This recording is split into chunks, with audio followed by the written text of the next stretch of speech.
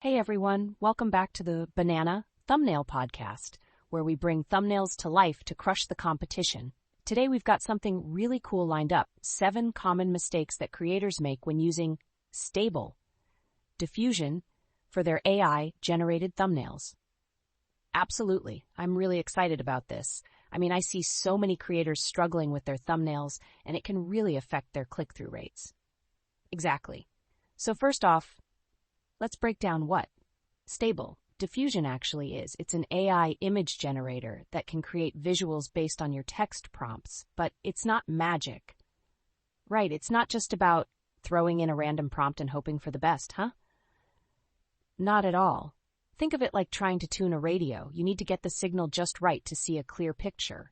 If your prompt is too generic, like just typing scary gaming face, you might end up with something that looks like stock art. Oh wow, I never thought about that. So what's the impact of using those generic prompts? Great question.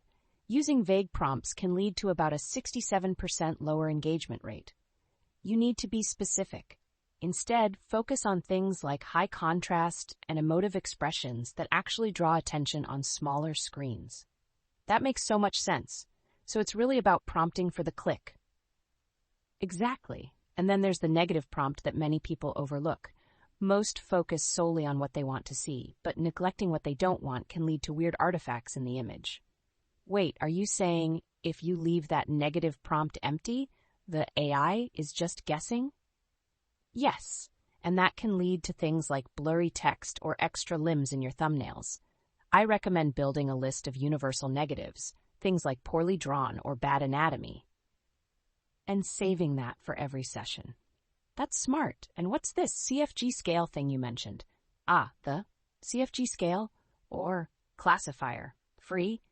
Guidance is a slider that tells the AI how closely to follow your prompt. A lot of beginners crank it way up, thinking it'll yield better results, but that can actually oversaturate the colors and ruin the image. So keeping it between 5 and 8 is the sweet spot for better colors and lighting, huh? Exactly. Most modern samplers don't need that many steps. Going too high can just add noise rather than clarity. Got it. Now what about the issue of mobile optimization? I've heard that's a big one too. Yalis. It's huge. Mobile devices account for around 70% of YouTube watch time. If you've got a stunning thumbnail on your 4K monitor but it's tiny on a phone, it won't do you any good. Yikes. So how can you make sure it looks good on mobile? I always run my final images through an AI upscaler to enhance the resolution. This helps keep the edges crisp when the image is resized. And be cautious with busy details. They can create visual noise on smaller screens. Oh, that's super helpful. And what about adding text? Is that a mistake too? Absolutely. Even though newer models have improved text capabilities, they're still hit or miss. It's usually better to generate the image without text and add it later in an editor like Photoshop or Canva. That's a solid tip. So, to sum it up, we need to be specific with our prompts, use negative prompts, manage the CFG scale, optimize for mobile, and add text later. Exactly. If you can avoid these pitfalls, fix your aspect ratio, watch your sampling steps, and improve for mobile, you'll definitely see that click-through rate go up. This has been so insightful. What are your final thoughts for our listeners, Alex? Just remember, it's all about knowing how to adjust those settings to get the best results. You don't need the most powerful GPU. It's about mastering the process.